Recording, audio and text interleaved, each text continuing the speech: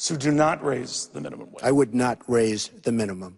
Every time we raise the minimum wage, the number of jobless people increases. It's particularly a problem in the black community. That's what we need to be thinking about. How do we allow people to ascend the ladder of opportunity rather than how do we give them everything and keep them dependent? If I thought that raising the minimum wage was the best way to help people increase their pay, I would be all for it, but it isn't. Especially vocational training. For the life of me, I don't know why we have stigmatized vocational education. Welders make more money than philosophers. We need more welders and less philosophers. I balanced the budget in Washington as a chief architect, and I have balanced it in Ohio for one reason. When you balance the budget and you cut taxes, people get work. And our most important moral purpose as leaders in the political system is to make sure we create an environment for job creation, because we're innovators. I've been an innovator my entire career, and I really don't care what special interests or lobbyists have to say. I have a job to do. The first is tax reform, and as you noted, I have rolled out a bold and simple flat tax, 10% for every American. The Clean Power Act, we ought to repeal that and start over on that. The Waters of the United States Act, which is going to be devastating for agriculture and many industries, we should repeal that. We should repeal the rules because the economic costs of this far exceed the social benefit. Actually challenging the status quo. There are lots of people invested in the status quo, and the citizens of this nation must help a President Fiorina get it done. We must take our government back. Thank you. Who sits there and tells her daughter and a government official that, no, this was a terrorist attack, and then tells everybody else that it was a video. Where I came from, they call that a lie. And we need to control our border just like people have to control who goes in and out of their house. For the 11 million people, come on, folks, we all know you can't pick them up and ship them back across the border. I like Ike, right? The expression, I like Ike. Moved 1.5 million illegal immigrants out of this country. Moved them just beyond the border, they came back. Moved them again beyond the border, they came back. Didn't like it. Moved them way south, they never came back. Dwight Eisenhower. And false little things, sir, they really don't work when it comes to the truth. What we need to do is allow people to earn legal status where they pay a fine, where they work, where they don't commit crimes, where they learn English, and over an extended period of time, they earn legal status. That's the path, a proper path to make this work. We have millions of people right now online trying to come into this country. Very, very unfair to the people that want to come into our country legally. You know, it took the telephone 75 years to reach 100 million users. It took Candy Crush 1 year to reach 100 million users. The Democrats are laughing. Because if Republicans join Democrats as the party of amnesty, we will lose. If a bunch of people with journalism degrees were coming over and driving down the wages in the press,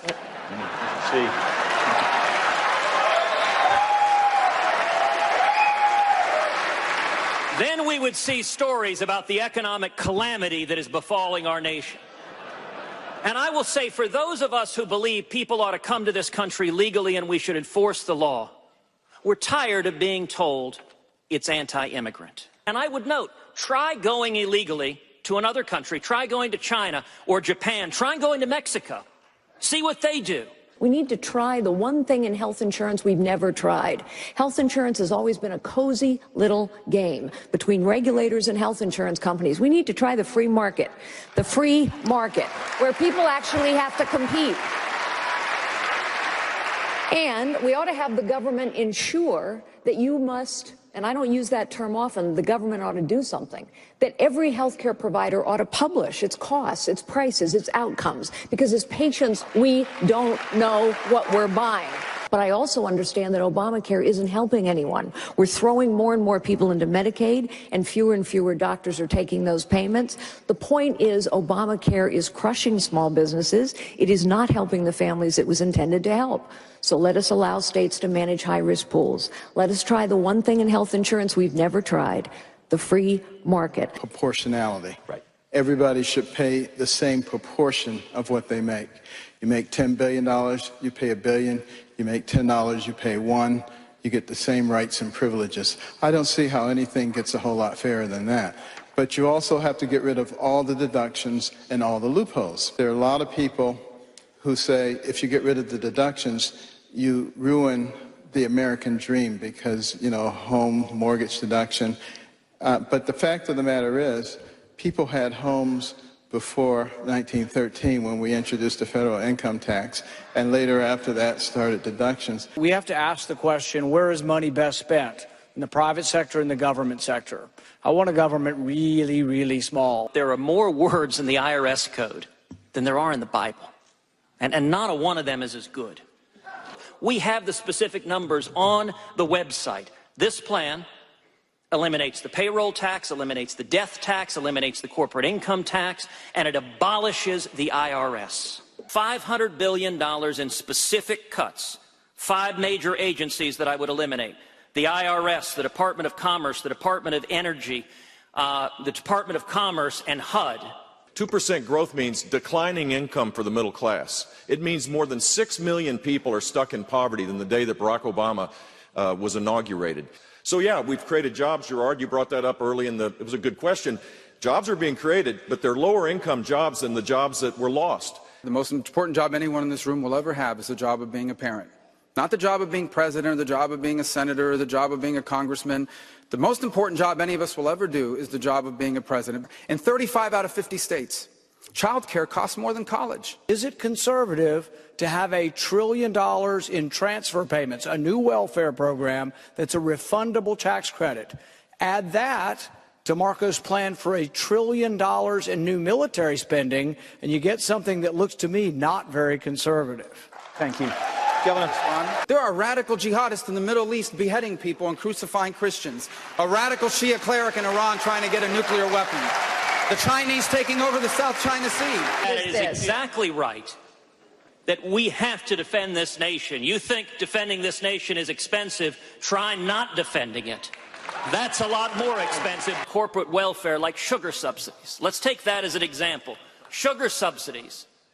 Sugar farmers farm on roughly 0.2% of the farmland in America, and yet they give 40% of the lobbying money. That sort of corporate welfare is why we're bankrupting our kids and grandkids. I would end those subsidies to pay for defending this nation. Senator, one thing we understand, each one of those tax plans is better than the mess that we have right now. I must say, Gerard, I just think it's a terrible deal. I love trade. I'm a free trader 100%. But we need smart people making the deals. So even in trade, and I am for trade, I think we should be careful about giving so much power to the presidency. Thank you. Thanks, Senator. This president does not believe in American leadership. He does not believe it. And the net result is that we have a caliphate the size of Indiana that gains energy each and every day to recruit Americans. In a 2012 debate, President Obama mocked Mitt Romney's assertion that Russia was the top geopolitical challenge facing the United States, saying he was a Cold War dinosaur. Now, Russia has invaded Ukraine and has put troops in Syria.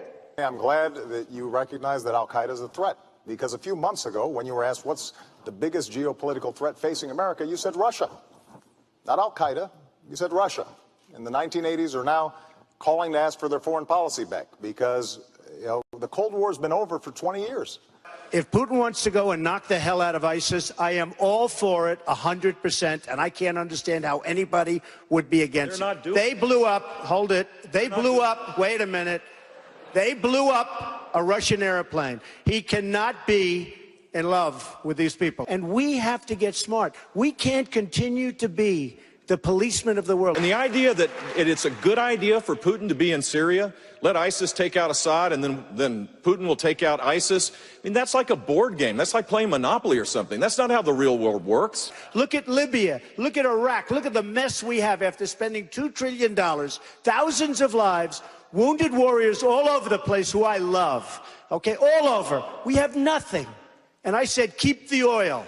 And we should have kept the oil, believe me. Make sure that Putin understands that the United States of America will stand with our allies. That is why Governor Bush is correct. We must have a no-fly zone in Syria because Russia cannot tell the United States of America where and when to fly our planes. So when you think it's going to be a good idea to have a no-fly zone over Iraq, realize that means you are saying we are going to shoot down Russian planes. If you're ready for that, be ready to send your sons and daughters to another war in Iraq.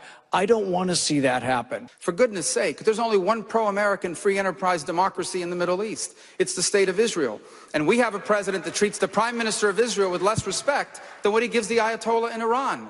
Soon they'll be in Turkey, they'll try Jordan, they'll try Saudi Arabia. They are coming for us. They recruit Americans using social media. Saudi Arabia cut off the funding for the radical clerics, the ones that preach against us, but they're fundamentally our friends. Jordan, we want the king to reign for 1,000 years. Jordan for three.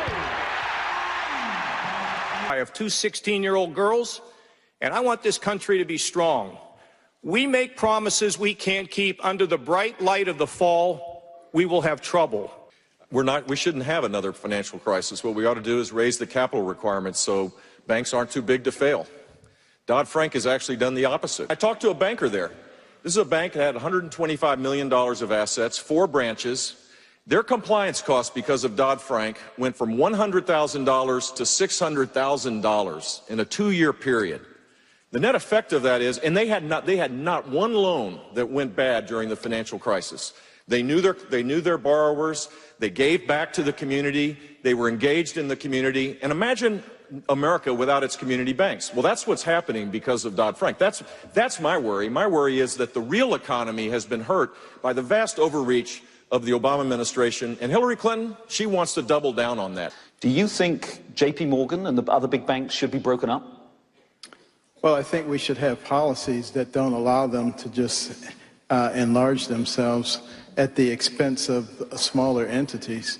And certainly some of the policies, some of the monetary and Fed policies that we're using makes it very easy for them. Makes it very easy for the big corporations, quite frankly, at these very low interest rates to buy back their stock and to drive the price of that up artificially. Those are the kinds of things that led to the problem in the first place. Every single regulation costs money, and it's shifted to the individual. So, and it hurts the poor and the middle class much more than it does the rich. Because he's right on point there. You know why these banks are so big? The government made them big.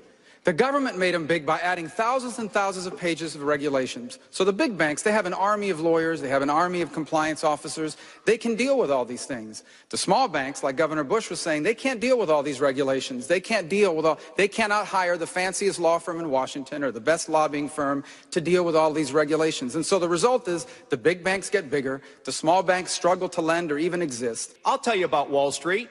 There's too much greed.